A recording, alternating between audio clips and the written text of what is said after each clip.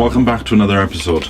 I'm just getting over the flu that I had, that's why there was no programme last week, but typical, I was ill and the weather was good. Now that I'm a bit better, the weather's gone bad again. Anyway, I'm in the greenhouse and today I'm going to be sowing the first of my broad beans. It's broad bean crimson flower, and I saw this a few years ago at one of the shows, and it had nice crimson flowers on there, and surprisingly for a broad bean there was a scent to it. Now, to sow these is one of the easiest things in the vegetable garden. Just pop your compost into a pot and then take your seed, and if you look at the seed you'll see there's a little eye. Well, that eye needs to be sown on the side. So pop the seed in on the side, push the soil back around, give it some water, and I'm going to keep these in the greenhouse and plant them out in about 4 or 5 weeks.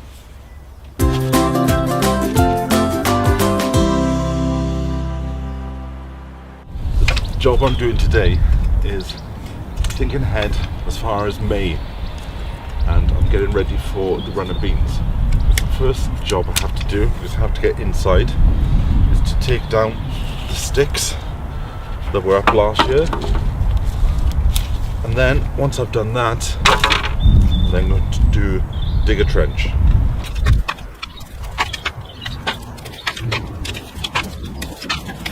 Now you don't have to do this if you don't want to. You can just put your beans into the ground in May, but I need to add a bit of organic matter to this soil.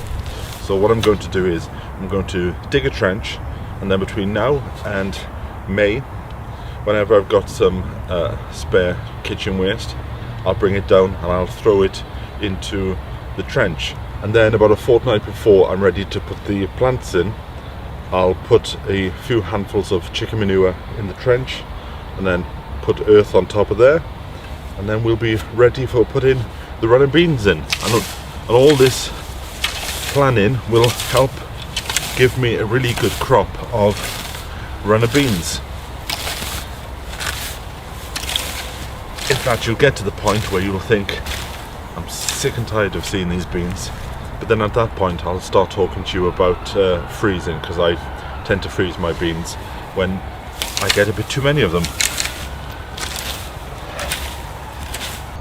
So the width of this trench will be the same width as these 2 poles here, and the depth will be about a spit and a half. Now, a spit is the old technical term for the depth of the spade, so I'll go 1 spit and then half a spit. After you've dug out a bit, then go over with a rake just to flatten the bottom.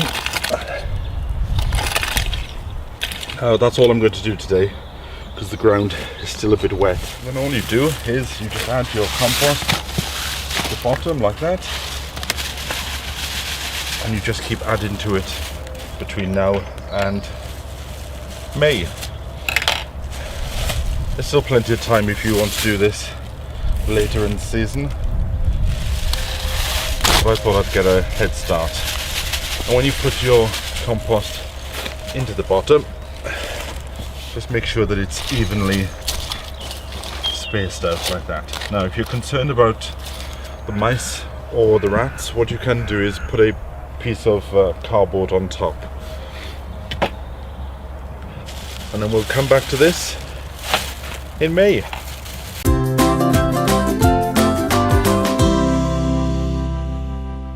Next door to the runner beans is where I plan to put the potatoes.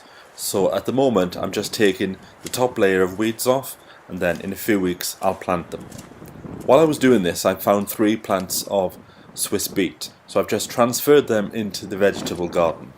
Swiss beet is a very attractive vegetable, and once you have it in the garden, you've always got something to eat.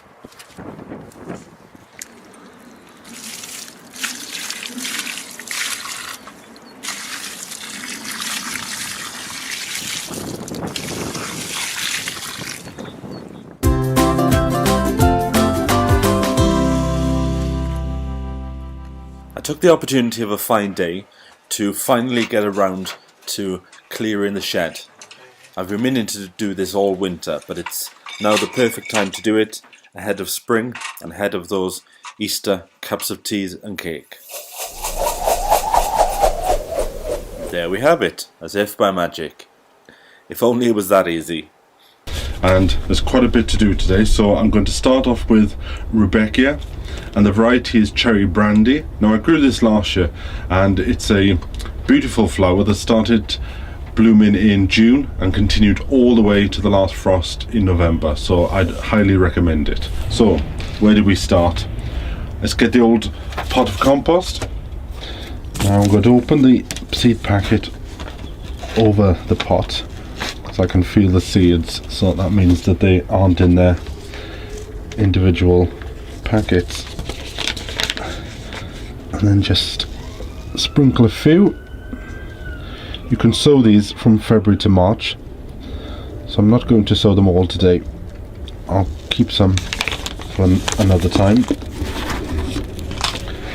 And then put some soil into a pot and cover over.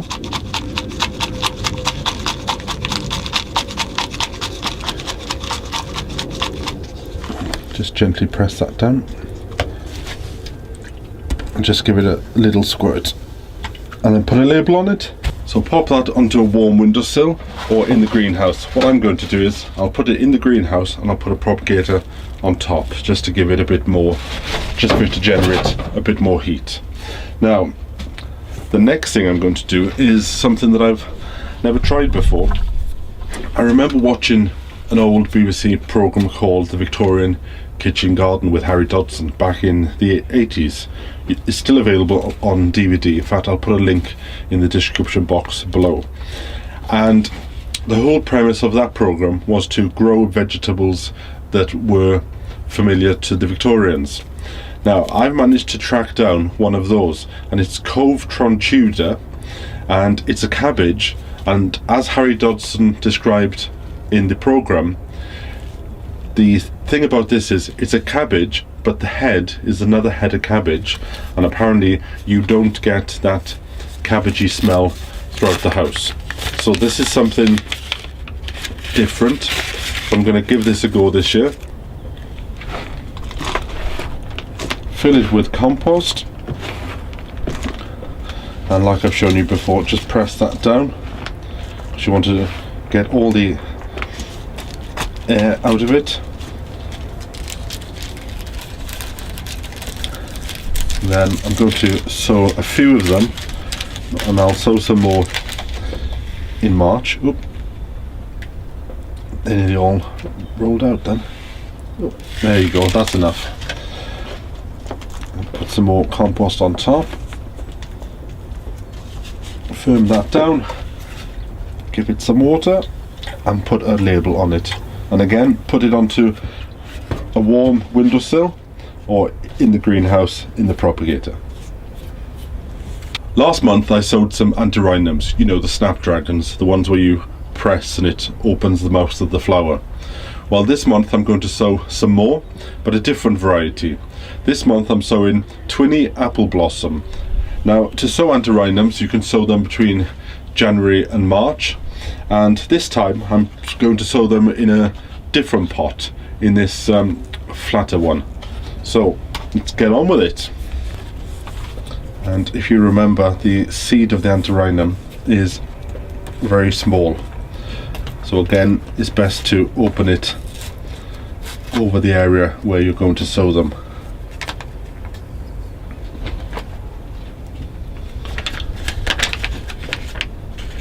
And they're all at the bottom. There you go. So just sprinkle them over. You may not be able to see this on the camera. I can just about make out where they are. There's not a lot in this seed packet. Sometimes you have to open the seed packet all the way because the seed gets stuck down the seam where the packet is joined together. And because this is a small seed, I'm going to sieve some soil through another pot because I don't want it too thick. Give them a watering.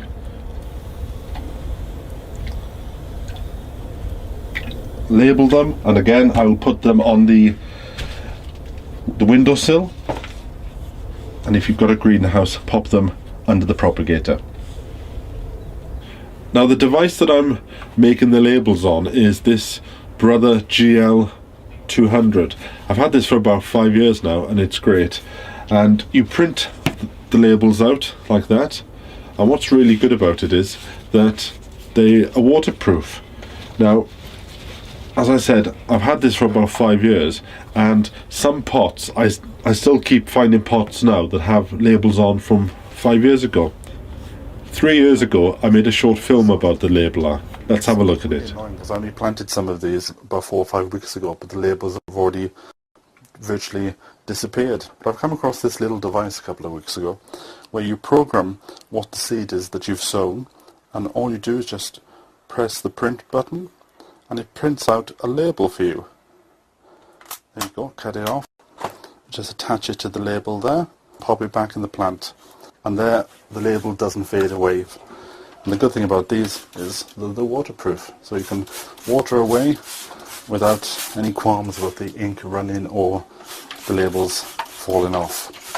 If you want to find out more about the Brother GL200, there's a link below this video.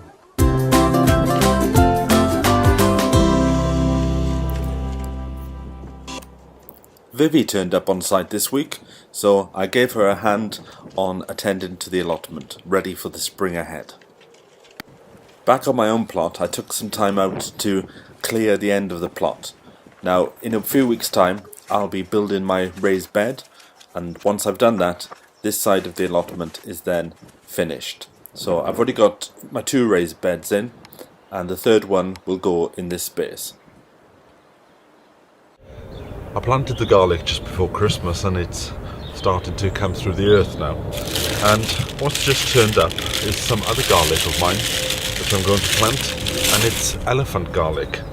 And the bulbs, look at them, they're huge. So I'm going to plant them today, and it's really simple. Don't squeeze them into the ground because you will destroy the base. That's where all the roots are. So let's just make a little hole with a trowel and just pop them in like that. Now the distance, I'm just going to use the trowel to work out a suitable distance that I want them. And elephant garlic is a milder flavour of garlic, and it grows quite thick. It almost grows a bit like an onion. So let me have a look. Put another one there, and then for the next row, same thing again. Just going to put the trowel down and put a trowel's width apart. So I've got 1, 2, 3, 4, 5. I've got 6 left. So I'll do. There's 2 rows, and that'll be more than enough for me.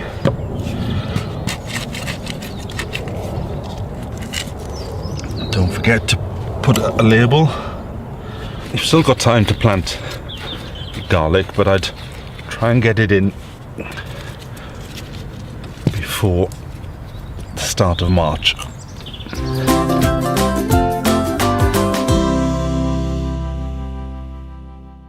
Over on my other channel, there's a new video, which is a tour of the allotment garden in February.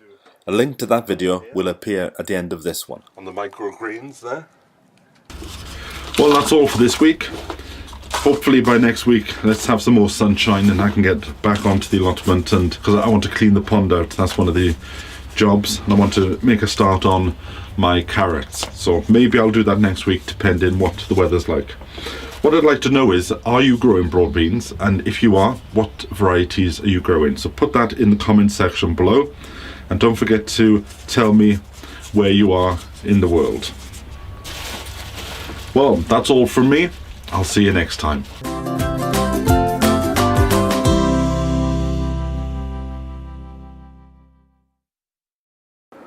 It's been quite windy over the last 24 hours.